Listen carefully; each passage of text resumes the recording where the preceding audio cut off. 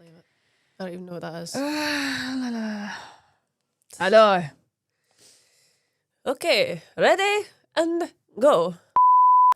Hey guys, welcome back to Knobs Pod Nail Order Bite Size. What's wrong? Something's happening. Something's happening to me. Laura, no.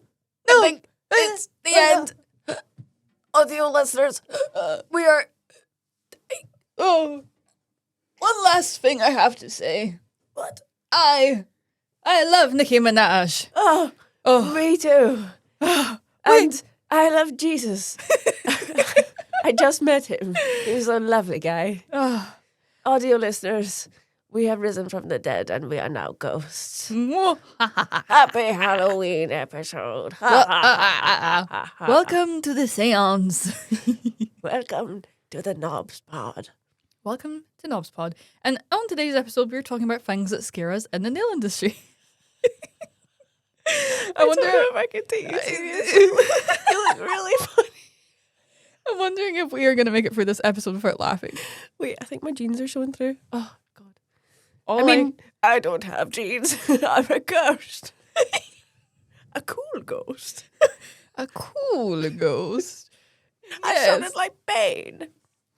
You merely adopted the darkness. You do I sound was born in it. Oh, wow. Molded by it. You're actually really good at doing impersonations. Really interesting feat. Is that the right word? No, I don't think that's the correct terminology. Anyway, what's more scary than my bad language? And speaking of scary things this Halloweeny, we are going to be discussing things that scare us in the nail industry. Ooh. Let me look at my notes. Oh wait, I can't read them. I literally can't. There's actually I see them now. there's lots of things that are scary in the nail industry, and we've kind of touched on it before about how I literally can't breathe under here. Should have taken my inhaler. We have kind of spoken about it before about how, you know, when it comes to nails, you're dealing with more serious products. Is that the right word? I would say they're more similar to that of a biomaterial than a cosmetic product. Yeah, for sure. So it can be very dangerous stuff. Professional only, please. I think one of the scariest things in the industry for nail techs is allergies at the moment. Yeah, and all the scaremongering around allergies. Mm-hmm. But we have a few points of our own, and we will get to that. I have some notes here. Do you have some notes, Ghost One? No, I'm winging it. Okay.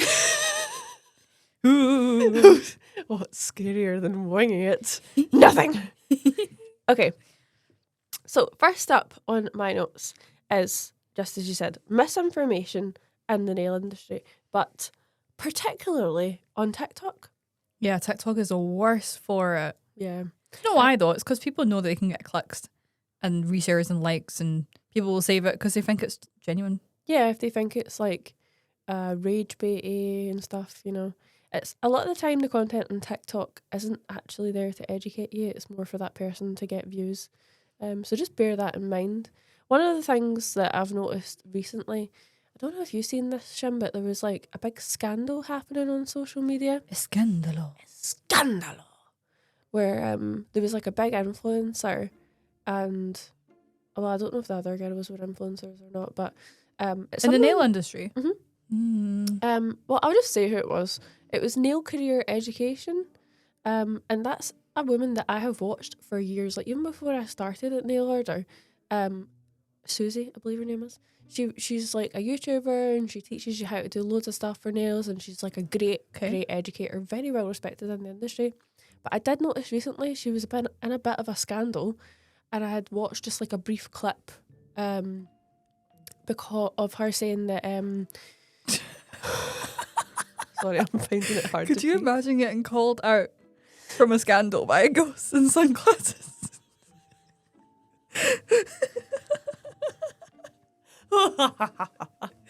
Continue. It's not me. I've not called her out for it. I was just a mere observer of the situation.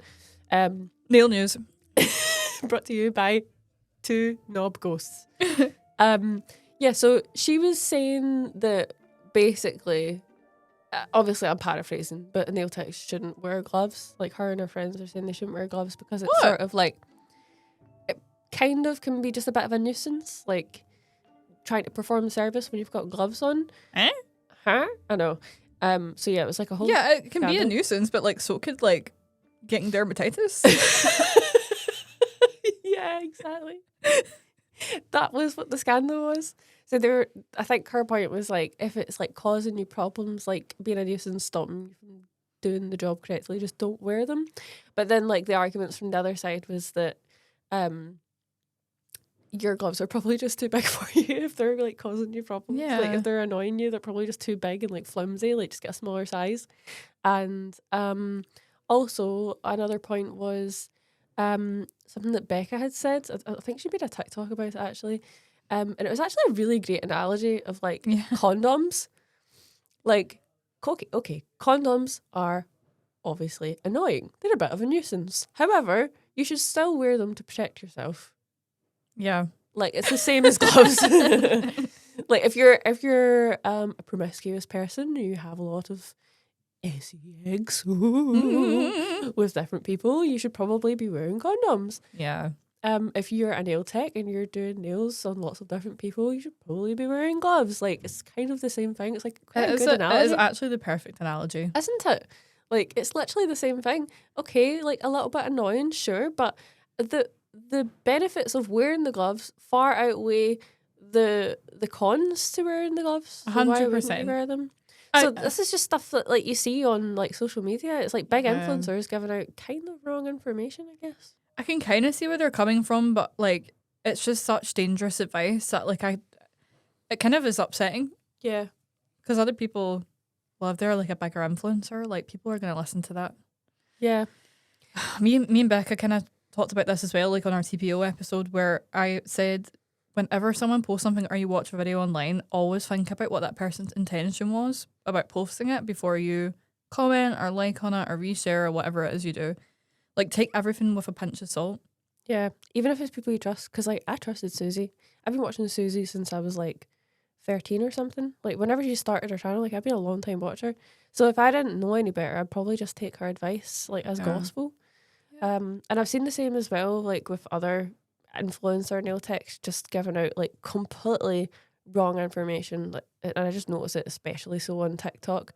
But social media, just remember, don't believe everything you see and don't believe everything you hear, because some of the stuff they be saying is scary. Yeah. Same goes for when brands scaremonger. Yeah. And when brands put out the wrong education as well, because you think you're doing everything right because the brand's told you to do it that way. I know, and you should trust that the brand is professional. Yeah, but right. sometimes, Why wouldn't you? Sometimes they are not. That is the scary part though, because it's like you think that you're doing everything correct and then you still end up with problems and you're not even to blame for that. You've just been told to do it wrong. Take everything with a pinch of salt. That's what you should take away from that. Yeah. One example I can think of with that is like builder gel, like brands that have builder gel. I know that some of them definitely aren't talking about cure thickness enough. And I see as a result of that, people applying builder gel too thick. And that can obviously lead to undercured monomer on the nail plate for prolonged periods of time, which can cause that big scary thing that everyone is terrified of, allergies. Yeah, no one wants to talk about allergies. Yeah. Allergies is a full thing by itself, isn't it? Something that Yeah. scares us in the nail industry. But then, like, that's another thing as well that I see on social media, how, like, there's this whole narrative, especially on TikTok, I notice, people complaining about, like, brands recommending that you use their lamp with their system. Yeah. And that only exists in response to everyone being terrified of allergies. Because, like we just said, it's allergies are a combination of things, right? But we've said this in a podcast before. The main cause is undercured monomer. So if that's on your nail plate for prolonged periods of time, then you're going to be overexposed to that. So the best way to prevent that is obviously not applying your product too thick, but also having a lamp that can cure it properly. So when I go online and I see influencers being like, guys, wake up. it's a I know. marketing scam. I'm not falling for this. I'm not following propaganda. I'm not You falling shouldn't for. fall this for either. Like, no, Yeah. like they're just trying to take your money. Like, no, and I've said this a million times and I'll say it again. It is the biggest barrier to entry that we have as a brand, trying to get people to try our products, but they don't have a lamp. So then that prevents us being able to sell gels. Do you not think it would be much easier for me as a marketer to sell an Tech gels and just say, yeah, sure, go ahead, babes, use it with whatever lamp you feel like? Yeah. It's so dumb. Like, it's anti-marketing. It's the opposite of a marketing scheme.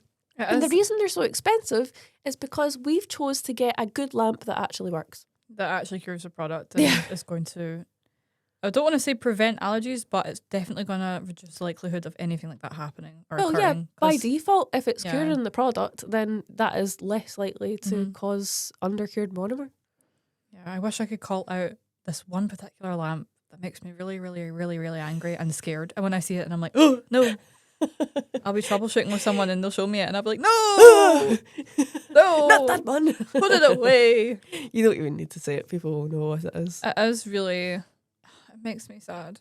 It makes me sad when I see influencers using that lamp too. I'm like, no. I know. That is the thing. I see a lot Use any of other one. influencers using it when they're doing content, and you can see it peeking out from underneath. I know, you're like, and no. it's like creepy, just staring at you, and they've probably had it for like 3 years, and it's probably not working anymore. I feel like we're coming into an age where we are becoming a bit more comfortable talking about the lamp situation. Mm-hmm.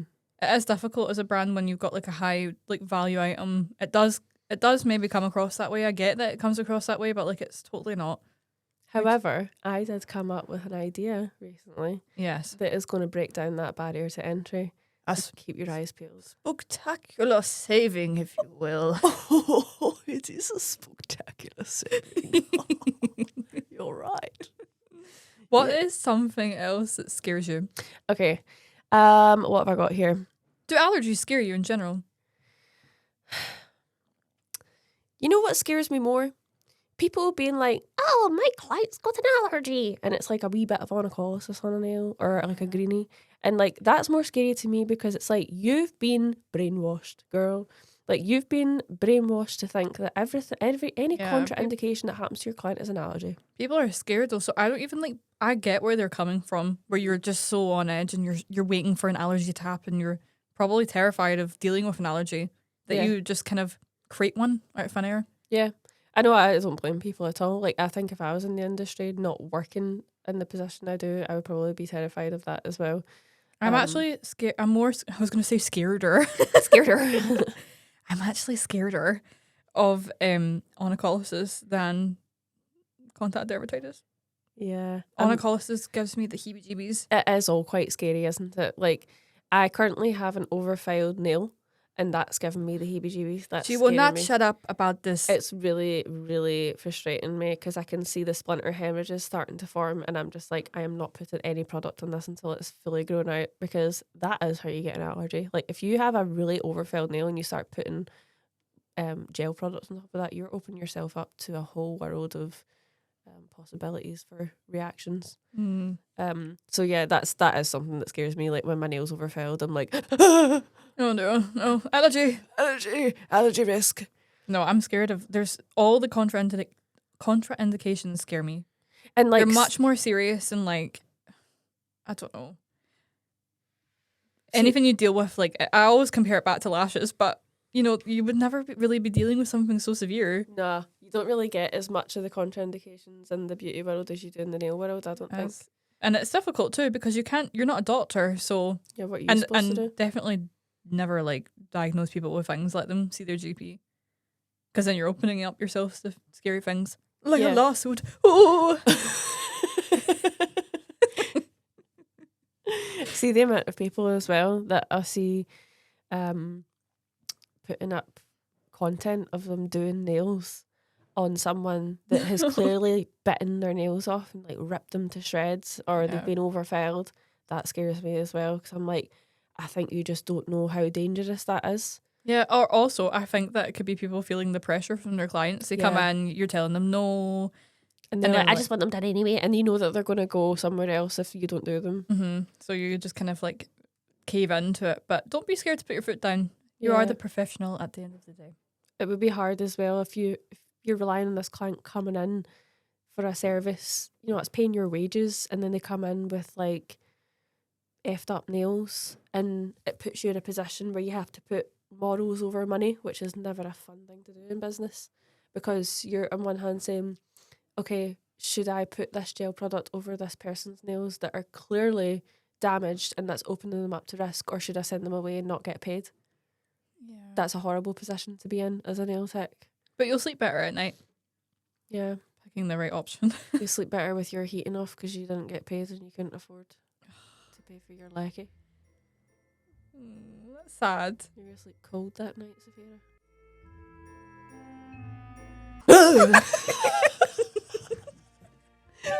Anyway, what else have I got here? This is also why me and Laura always say, like, it is good to maybe talk to your clients before they come in, especially a new client. Maybe like get some pictures of what the nail health is already like, so you're not putting yourself in that position when they do come with like overfiled but chewed up nails. You can say, "Hey, I'd love to get you in, but maybe we need to like work on the nail health a little bit." Yeah. Or like you can come in and we can do like a wee tidy up and then assess the nail health. And Yeah, you don't need to send them away. You're right. You could do like a nice little manicure. Mm-hmm. Like a cheeky little like cuticle prep and stuff, and some exfoliation of the skin.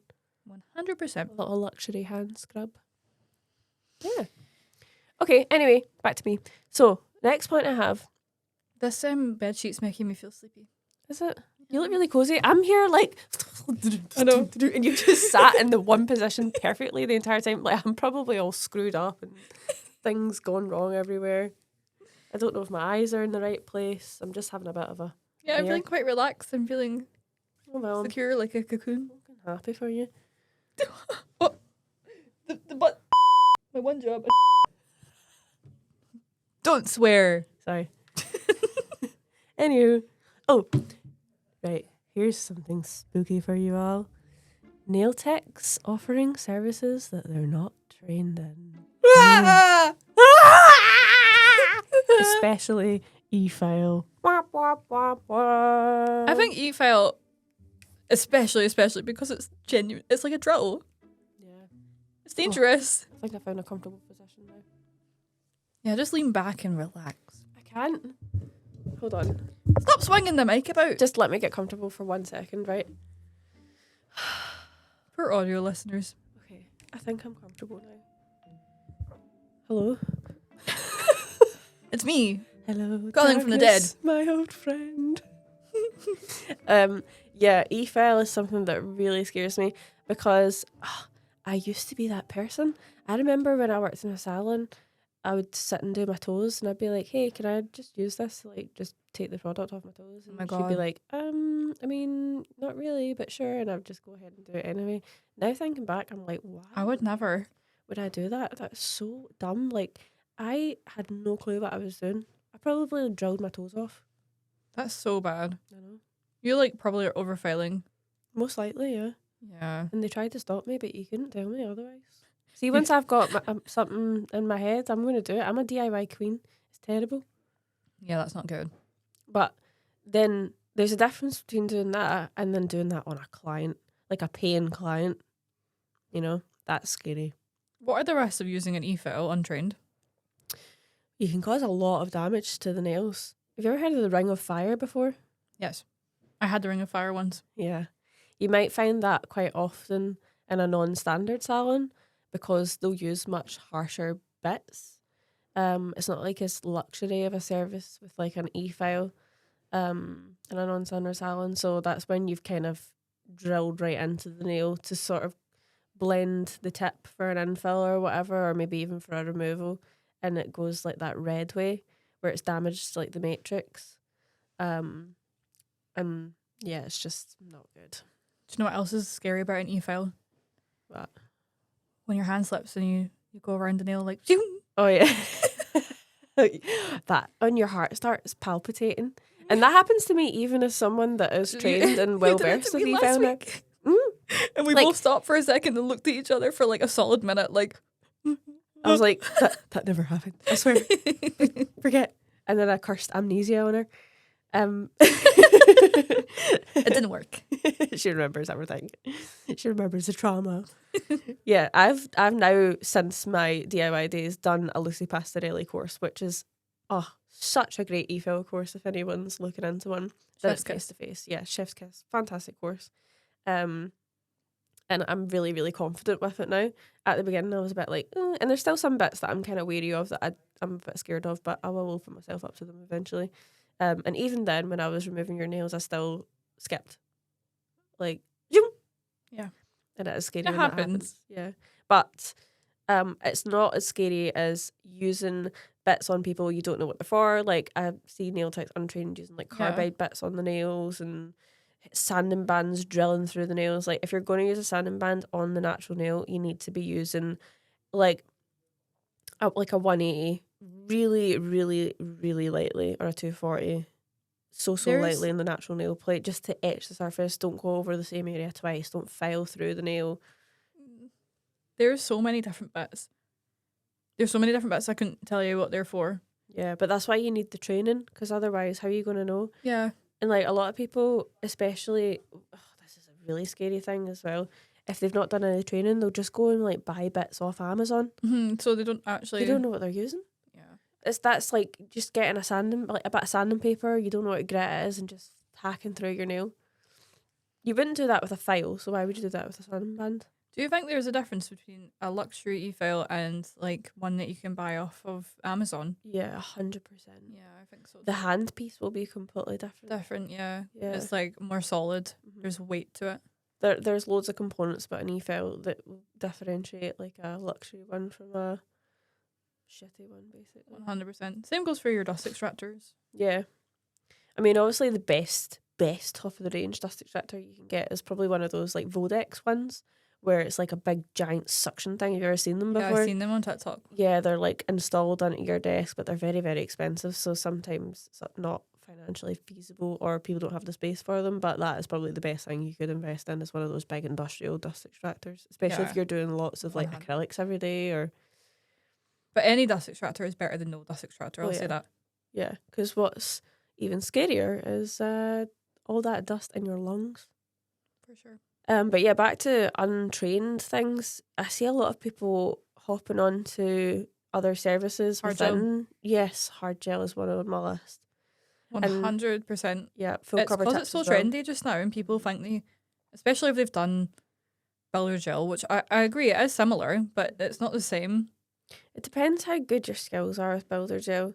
I think, see, if you're a beginner and you're just starting builder gel and then you're using hard gel, like you're probably not going to be doing it right. It's an advanced product with an advanced technique, and I think just if you don't do the training with it and you go straight into putting it on clients, you're just opening yourself up to problems there. Yeah. And I do see the same with full cover tips as well, where people just sort of watch a video and then just do whatever they want, and half the time it's wrong. But that's the scariest thing about the full cover tips thing for me that I see is that people who have never done any type of extension before, they're new to the industry, and they only have like a standard gel polish certificate. They buy a starter kit, and then I see them literally tagging us in stories saying now offering full cover tips and start offering it as a service, and like clients are coming to pay for this service that they've not even practiced yet. Because I think we make it look super easy, and it is an easy system, but you do need to do everything exactly correct. Yeah, but it's beginner friendly. Yeah, for sure. When Becca showed, like, she did this masterclass with me and Cameron and Anna, and she showed us how to do builder gel, center gel, hard gel, and we did also extensions. But of all of them, I actually found extensions most difficult because it was so different to the rest. And I'll say the retention wasn't great on the set that I done. If you don't know what you're doing with those products, your sets aren't going to last. So I'd say that it's not only scary, but you're also just throwing your money down the drain. Yeah, and that's also scary. Wasting your money. I hate wasting my money. I hate it more than anything. And also your clients then wasted their money. Yeah. They think they're coming to you for a service that's going to be brilliant, and you've not even practiced it yet. 100%, and they're less likely to return. So if you're going to invest in something, do it properly. I agree. Well, I do have a whole host of things, but I feel like that's been quite a while. Yeah, I think we're half an hour in. Yeah, we are. So we will split this into a part 1 and a part 2. Yeah. And we'll come back and we'll see you on the next episodes for things that scare us in the nail industry. But what are they going to do in the meantime, Shim? If you like, subscribe, leave a comment, and share it with your favorite ghost. Who you going to tell? Ghostbusters! Can we take a little nap? Interval. Welcome to part 2 of the Knobs Pod. Do you need to take a break? Or are you okay? I would like some water, but yeah, okay. Chris, do your magic head singing this part. I don't know how I'm gonna do it though. No, do it under your sheet. Chris, keep this bit in. It's quite funny. Wait, I need to drink my monster. Pull up in a monster automobile gangster with a bad bitch that came from Sri Lanka. Pull up in a Tonka color Willy Wonka. You could be the king, but watch the queen conquer. First things first, I eat your brains. And I'ma start rocking gold teeth and chains. Cause that's what a monster do. Oh.